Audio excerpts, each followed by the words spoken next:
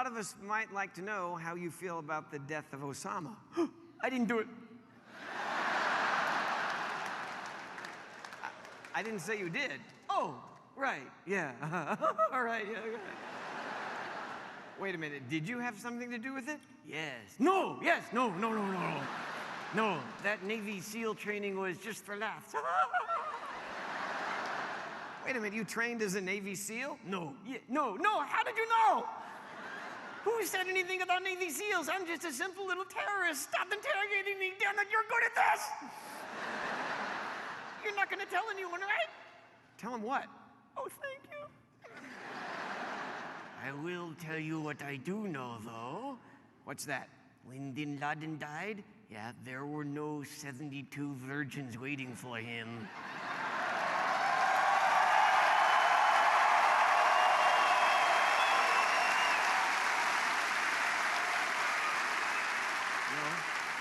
No, it was some kind of misunderstanding. Turned out it was one 72-year-old virgin. Osama is stuck forever with me, Arthur. And Osama and I agree that 72 virgin thing is highly overrated. How's that? Who wants to hear this 72 times? Ooh, ow, oh, boo. You're gonna call me, right?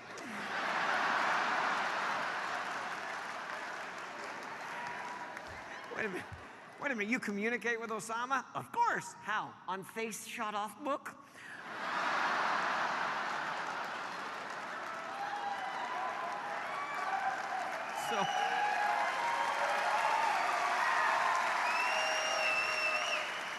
So where exactly is he? Well, he won't say, but I'm pretty sure it's hell.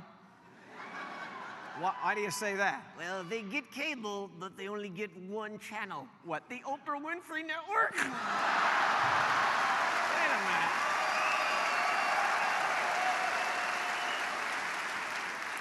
Come on, Ahmed, a lot of people love Oprah. Were you ever on her show?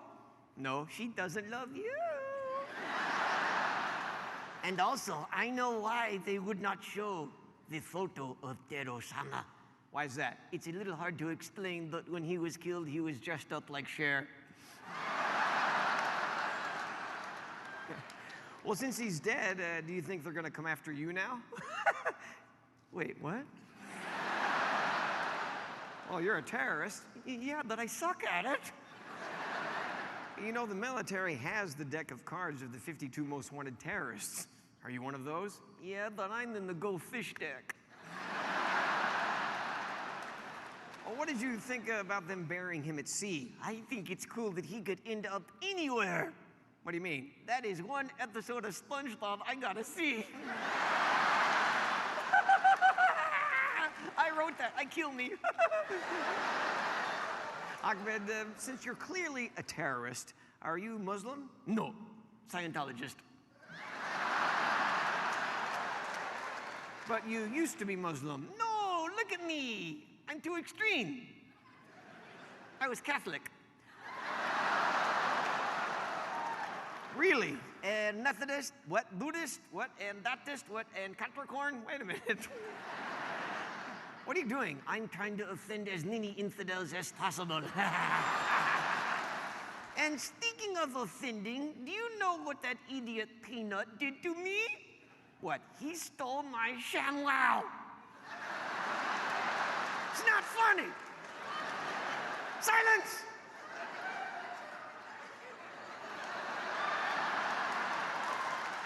Wait for it.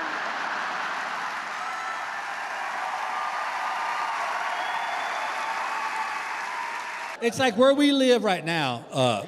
Behind our house is about a 40, 50 acre plot of woods. And beyond that's another neighborhood, but I don't know those folks. Probably for their benefit. But my next door neighbor on the other side, Luke, he puts a game camera out in the woods behind our house and he takes pictures of the deer and elk and bear that walk by and then he posts it on his Facebook page. Well, one night I got an idea. I thought it'd be funny if I got a Bigfoot outfit. Come on, that's genius. I'd get that Bigfoot outfit and walk in front of his game camera like. Just to be there when he's going through his pictures, he goes, yeah, that's an elk, that's a bear, there's Bigfoot, there's, oh my God! Well, what we've learned here tonight is that when I get an idea, I don't really think it through. I just kind of roll with it. So I went into town, went to the costume shop, but they did not have a Bigfoot outfit. I know. But they did have a movie quality Batman outfit. And I remember thinking, that is a gift from God right there. How much funnier would that be?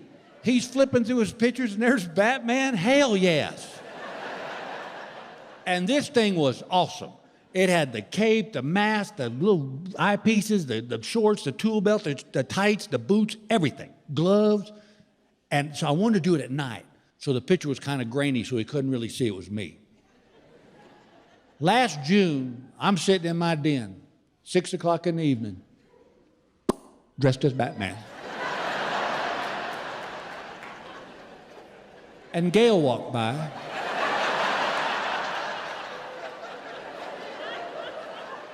And I could tell by the look on her face, she did not comprehend what was about to go down. And she said, are you going to tell me? I said, yes, ma'am, I am. I said, you know how Luke puts that game camera in the woods behind the house? She goes, yeah. I go, I thought it'd be funny if I got a Bigfoot outfit. And she goes, Bill, no. And I go, I went to town. They did not have a Bigfoot outfit. She goes, thank God. I said, but they had this bitchy Batman outfit. And I remember thinking, how much funny would that be? He's flipping through his pictures and there's Batman. Yeah, that's going to be funny. She goes, Bill, no. I go, listen, I know funny. It's my job. On a funny scale, 1 to 10, 30. She goes, I can't talk you out of this, can I? I go, nope. She goes, okay. She goes, but wait a minute. It's only 6. It don't get dark for a couple hours. Why are you dressed like Batman now? I said, good question. And I think this is a good opportunity for us to be honest. Who has not wanted to have sex with Batman?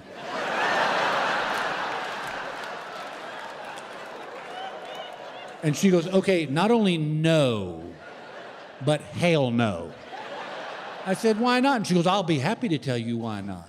She said, let's say we do this. And I kind of get into it. She goes, where does it stop? I said, I don't follow you. She goes, yes, you do. Because if I say yes to this, you'll be out there buying Green Lantern outfits, you'll be buying Spider-Man outfits, you're going to want me dressed like Catwoman. And the whole time I'm sitting there thinking, I ain't really heard a reason not to yet. Well, that didn't happen. Well, it gets dark and I book it out in the woods. Well, I get out in the middle of these pitch black woods and the thought occurs to me, I don't really know where Luke's game camera is. So now I'm just a grown man dressed like Batman in the woods in the middle of the night. This is a news story waiting to happen. Well, you know when you get out in the woods and it's dark and you start hearing things and your mind starts playing tricks on you? I start flipping out. I'm like, oh my God, Bill, this is bad, bad, bad, bad. What if you get killed by a mountain lion? What if a pack of wolves tears you in half? How are they going to tell your kids? Hey, kids. I'm sorry, children, I don't mean to laugh. This is sad. I'm just going to say it. We found your dad dead in the woods. We've ruled out suicide.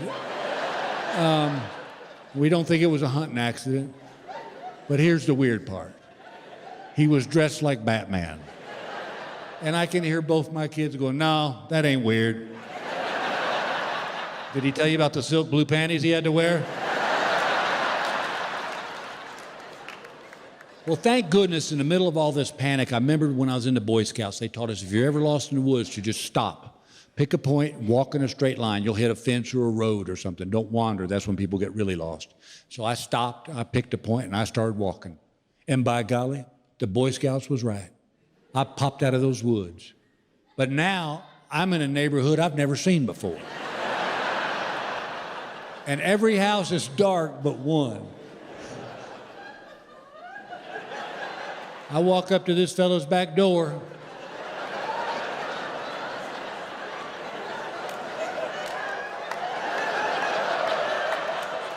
He opens the door. I said, look, man, I'm not crazy. I'm not a psycho. He goes, no. You're just a grown man dressed like Batman in my back door in the middle of the night. I said, look, buddy, my neighbor puts a game camera out in those woods, and I thought it'd be funny if I got a Bigfoot outfit and walked in front of that camera. But I went to town. They didn't have that Bigfoot outfit, but they had this bitchin' Batman outfit. And I remember thinking, how funny would that be? That's way funnier. And, and then I got out in the woods, and I realized I didn't know where his game camera was, and I started freaking out because I thought I was going to get killed by a mountain lion or a pack of wolves, and how are they going to tell my kids and my wife? And speaking of my wife, sir, if she just had sex with me as Batman, none of this would have happened. I'd be sound asleep in our bed right now, but apparently she's got some kind of hang-up about making love to a superhero. Whatever. And then I remember the Boy Scout said, walk in a straight line, and I did, and boom, I'm at your back door. And he goes, makes sense. He said, what do you need from me? And I said, could I just use your phone to call my wife? He goes, if you're brave enough. It's good. It's nice to get compliments. It's very nice to get compliments. We all love to get compliments, especially women who are in their late 30s.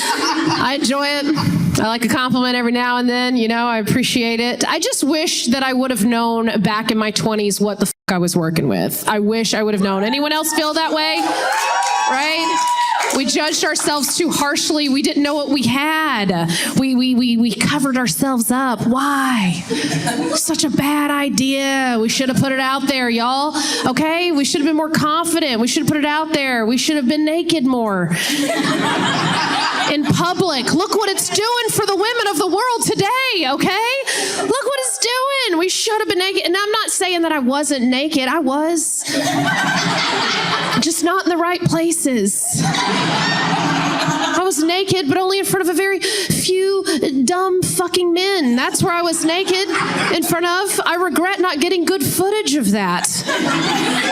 All right? Now, there is footage, but it's not good. There's some footage out there, but if I were to try to find it, it's probably on a Motorola Razr flip phone. All right? That shit's grainy. What am I going to do with that? How do I even get it onto Instagram, right?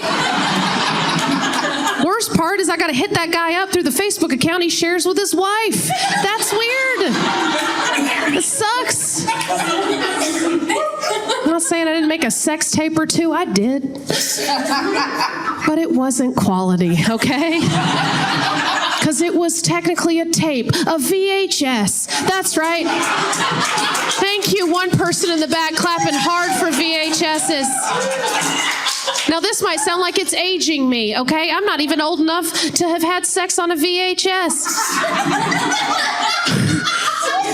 But thank you for everyone in the front row for admitting that you are, okay? I love that. They're all going, I am. I'm not. It just speaks to the quality of guys I let film me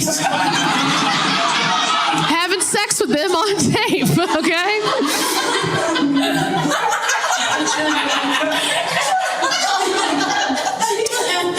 If I were to be a motivational speaker for all of you, it would be to go home, film yourselves, okay? Take a good look. Get it on camera. Document that shit, all right? And do it now. Don't wait. You'll look worse tomorrow, okay? Thank you. It doesn't get better, all right? It doesn't. Your self-esteem gets better. Don't get me wrong. I have higher self-esteem than I've ever had, okay? But I still have low self-esteem. So it's the highest my self-esteem has ever been. Now, the highest my low self-esteem has ever been. Sorry, let's get that straight, all right? Get yourselves on camera, everybody, men, women, everyone in between. Go home, get some good lighting. Turn on a ring light, take a good look, see what you're working with down there. I did this recently. I took a good look out because I didn't think much had changed. I thought everything was pretty much the same, didn't think much had changed, and I was sitting at home just rubbing my mustache thinking,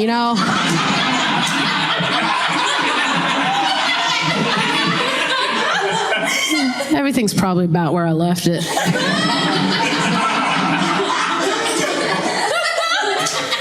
I took a good look because I thought my titties hadn't changed much. I pictured them exactly where they were before. They used to look at me, I'd look at them.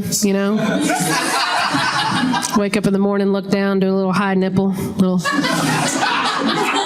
We were buddies. We were pals. We went through a lot together. Y'all remember those kind of titties, the fun kind of. They used to flip up. And look at you. Used to think I had fun like a Pringles chip.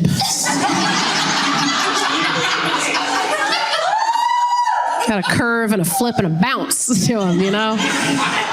Y'all know what I'm talking about. Pringles titties. The kind you can stack a bunch of them together, put them all in your mouth at the same time, Once you pop, you just can't stop kind of titties. I'll tell you this, right? This is one of the things that was on my performance review. And you can tell me if I'm being a bit of a jerk. Well, let me tell you the story. Just don't look at me and go, probably. I'm gonna side with her and I don't even hear your story yet, right? I was at the beach recently with my wife, right? And I'm lucky she went with me because without her, I wouldn't have known where to lay the towel.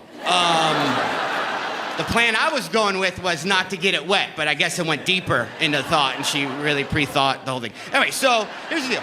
We're walking, right? And as we're walking, an older couple is walking towards us. And by older, I mean they were each about 140 years old, okay? And they're holding hands, and my wife goes, why can't we be more like that couple? They're holding hands. I'm like, look at them, they're old. They're worried a wave's gonna come in and grab one of them.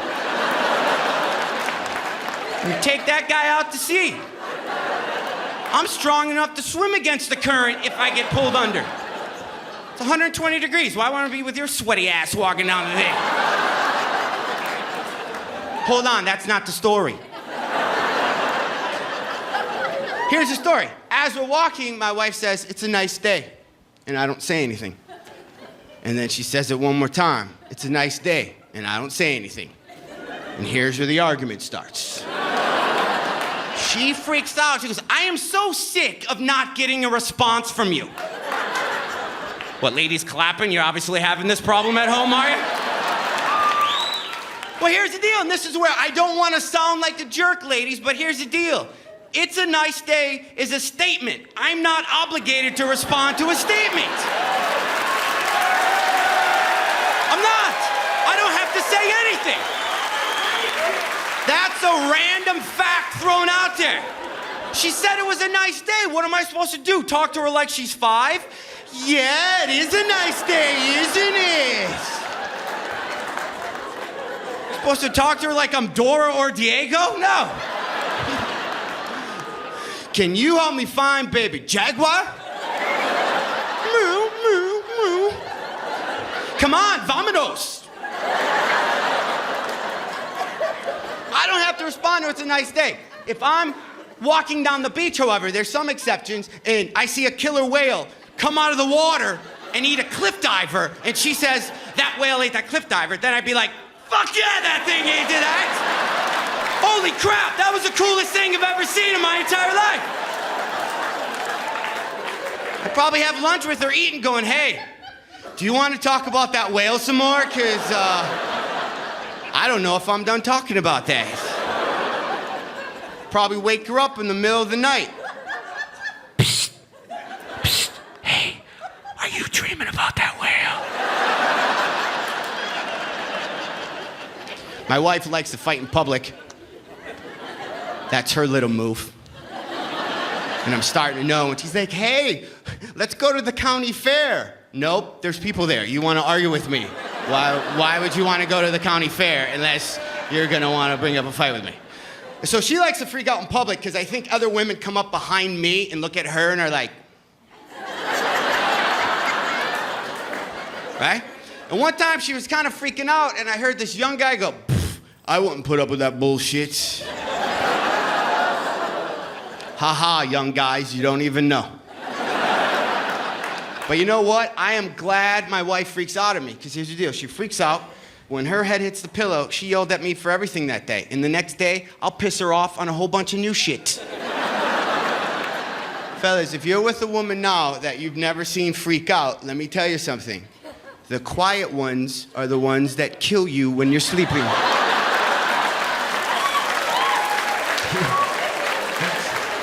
There has been a pillow over your head 1 or 2 nights, and luckily she talked herself out of it. And if you don't believe me, watch the news. Every couple months, it's the same weird story. It's the same husband-wife team go on a cruise, only the wife comes back. That happens a lot. It's always the same wife being interviewed on CNN. I don't know what happened. We were just playing shuffleboard, and he never came back to the cabin. The Bill of Rights was the big thing. Freedom of speech. Because nobody had freedom of speech in the world. No, you can boo the president. Boo! Nobody says anything. You could never boo the king. Nobody booed the king. The king's coming by, boo. 6 archers be like, I got him, don't worry, I got the son of a bitch. This guy's suicidal, you know? Yeah, you could say whatever, because the founding fathers, the brilliant ones were brilliant. They're like every other country, they're like, don't let the people speak. Who knows what'll happen? That's how revolutions happen. That's how uprisings happen. These founding fathers were like, let them speak, go ahead. You want to say something? Go ahead, man, whatever you want. The guy's like, okay, we think it's bullshit what's going on. Okay, duly noted, thank you very much.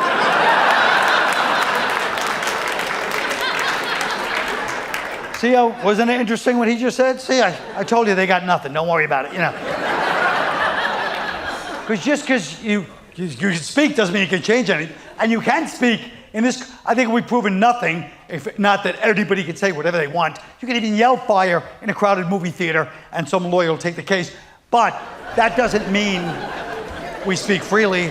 You can get fired from your job. You can get, castigated, censored, boycotted, shunned by your community. People go, but the government doesn't do it. No, but the tyranny of the mob does it.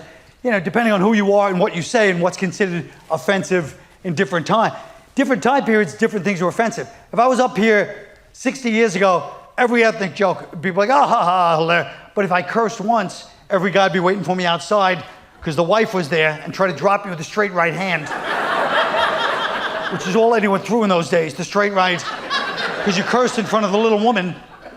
But now cursing, everybody curse. Little kids curse. Little kids, you go to Chuck E. Cheese, the kid's like, it's fucking Chuck E. Cheese. He's telling the other kids, but it's my birthday. It's just a pizza. Am I right or wrong? Yeah, you said it. Fucking yeah. But if you even mention ethnicity, people feel a little bit, your stomach feels tense. If you even mention someone's ethnicity, everyone's like, wow.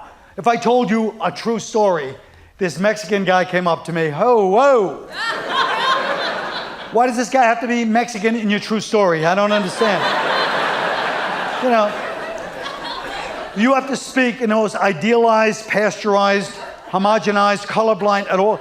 You feel bad. If you notice, you're like, this guy comes up to me, could have been Mexican, I don't know, I don't care.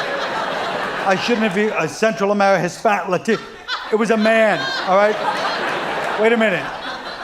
I was sexist. I don't know if it was a man. Could have been a woman, could have been LGBT, I don't know. It was a life form came up to me. You know what? Hold on. I'd like to start the story by apologizing for, obviously, I'm coming from a place of Western, entitled, unconscious, paternalistic fear of the other, and, non-heteronormative, gender-specific. I'd like to start by saying that this apology has been a learning experience for me and a teachable moment, and I think I'm going to do some soul searching, and hopefully down the line I can start a nonprofit for other people that are telling stories, And